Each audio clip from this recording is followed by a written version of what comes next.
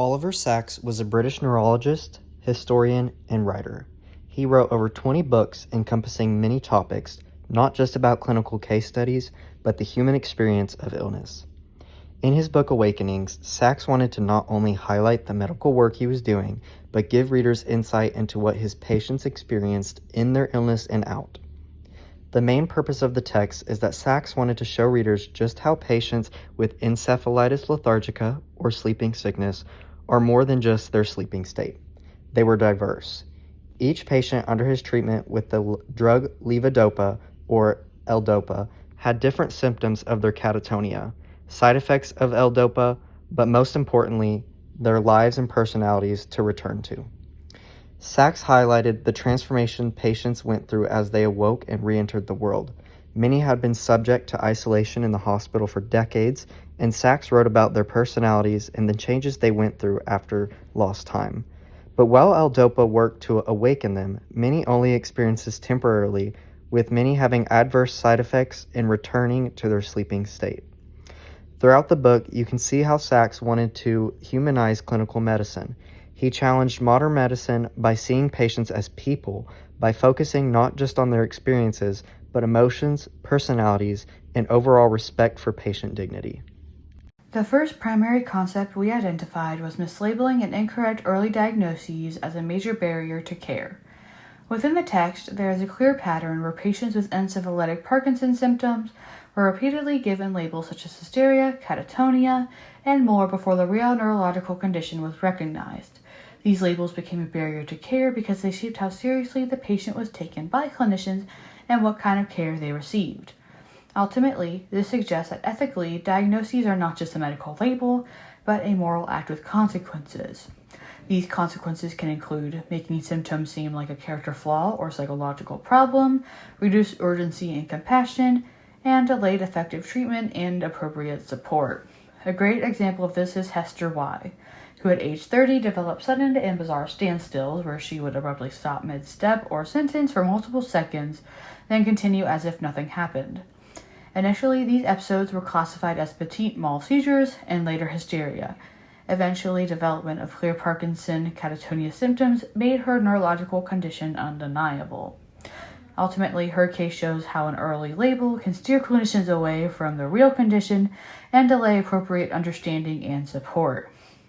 After reading cases such as these, we began to wonder how often this happens in fast-paced clinical settings, such as emergency departments.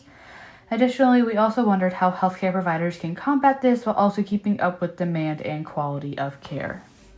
The second primary concept we identified was that human relationships are crucial to effective care.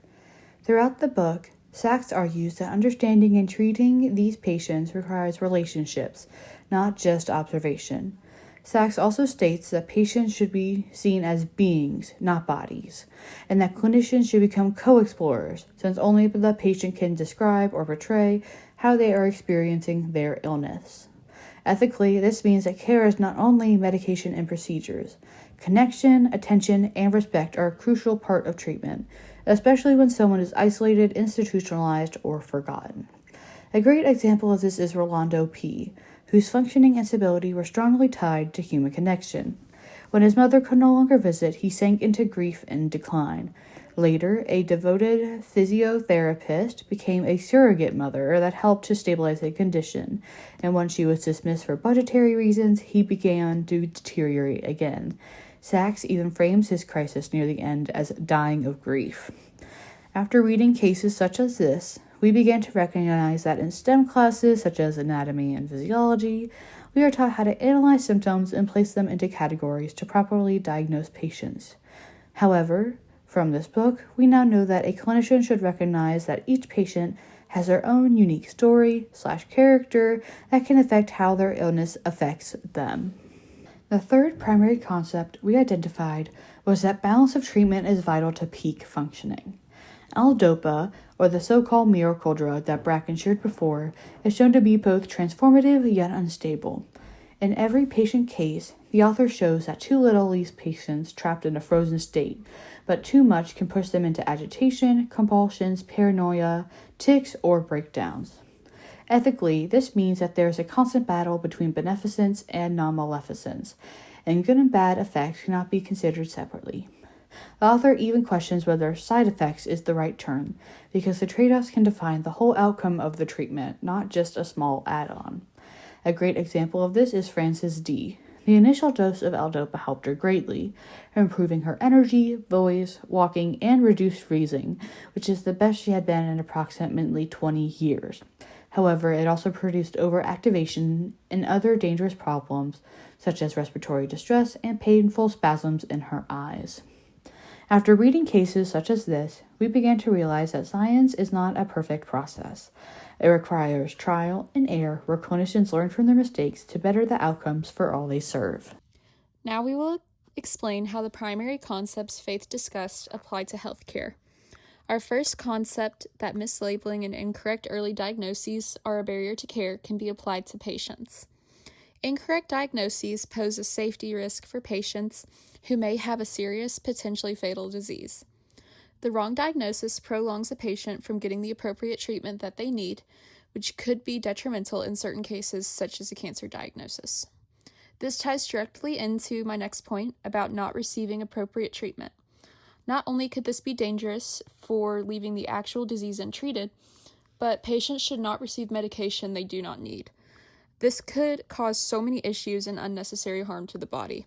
For example, what if a patient is wrongfully diagnosed with an autoimmune condition and is placed on an immunosuppressant? Now the patient's immune system has been wiped out unnecessarily. Also, receiving certain medications or diagnoses can be traumatic as it is. Now imagine a patient trying to cope with the idea of living with a certain condition only to find out that they have a different disease. This causes distrust of patients and their healthcare providers and could potentially lead patients in the future to avoid going to the hospital when they need care again. Finally, there's an economic concern for patients who pay for appointments, procedures, and treatments that were unnecessary. Medical care in America is not cheap, and patients who receive the wrong care and then have to pay for it may be dissuaded from coming back to a physician. Our second concept is that human relationships are crucial to effective care. Two specific ideas in healthcare relate closely to this concept. First, relationship-centered care is a major theme in healthcare and states that healthcare relationships consist of families, the patient, and the providers, and that the quality of healthcare relationships ultimately influence health outcomes for a patient. This supports our concept because it shows how specific relationships in a healthcare setting are beneficial in improving the health of patients in the hospital. The second idea in healthcare that relates closely to our concept from the book is the idea of shared decision-making. This process allows the patient and provider to work together to determine the best plan of care for the patient. By enforcing this communication, patients have more trust in their healthcare providers and are more willing to comply with medical procedures. Shared decision-making ultimately helps patients feel as though they have control in a situation that otherwise feels out of control. Our third concept is that the balance of treatment is vital to peak functioning. Patient experience is one application of this concept to healthcare. Sometimes patients who undergo years of treatment for chronic illnesses or patients who undergo extremely physically and or mentally taxing treatments can develop treatment fatigue. The burden of continued treatments or difficult treatments eventually becomes too much and a patient experiences burnout, sometimes causing them to become non-compliant with their treatment or less cooperative with the provider. By finding a balance of treatment that isn't too overwhelming to a patient, this can be prevented. A prime example of finding the balance of treatment that also leads to peak functioning is through function-focused care. This approach is often used for elderly patients in nursing homes and incorporates daily functions and physical activity into daily routines to maintain health. An example of this would be having an elderly patient wash their arms in the bath to help maintain function of their arms and hands instead of having their nurse do it for them. Lastly, end-of-life care is an important application of the balance of treatment. When providing end-of-life care, it is important for providers to evaluate the quality of life of a patient over the quantity of life, meaning how well a person is able to live their life, not how long. This can help families and providers know when hospice care is necessary for a patient. The first quote we chose is the Donne quote that says, "A sickness is the greatest misery, so the greatest misery of sickness is solitude. Solitude is a torment which is not threatened in hell itself." This one really stood out to our group because a huge theme in Awakenings is how isolated many of the patients were. A lot of them spent decades in a frozen or unresponsive state, so even though they were still alive, they were basically cut off from the world around them. That idea connects really well to bioethics because it reminds us that illness isn't just about physical symptoms. There's also a huge emotional and social impact. It raises questions about how healthcare providers can support patients' dignity, connection, and overall quality of life. The second quote we chose is when Sachs says that the patients were not only patients to him, but also teachers and friends, and that the years he spent with them were some of the most significant of his life. We liked this quote because it shows how Sachs viewed his patients as real people with lives, personalities, and stories, not just medical cases. It also shows how much he learned from them. In terms of ethics, this highlights the importance of empathy and respect in the doctor-patient relationship. It reminds us that medicine isn't just about treating a condition, it's also about understanding and valuing the person behind it. So overall, our group didn't really enjoy the book very much. While the patient stories were very interesting and the ethical themes were definitely important, we found the book pretty difficult to get through at times. The writing style was really dense and slow in some sections, and there were a lot of very detailed medical descriptions that made it harder to stay engaged while reading. And because of that, our group probably wouldn't recommend using at least the full book for this course again. We do think the ideas about patient dignity and empathy and the doctor-patient relationship themes are really valuable, especially for a class that talks about ethics in healthcare. But we think those ideas might work better if the class read shorter sections or maybe a specific patient story instead of the entire book. That being said, we would probably recommend the book to people who are really interested in neurology, medicine, or detailed medical case studies, because those readers might appreciate the depth and detail more than we did.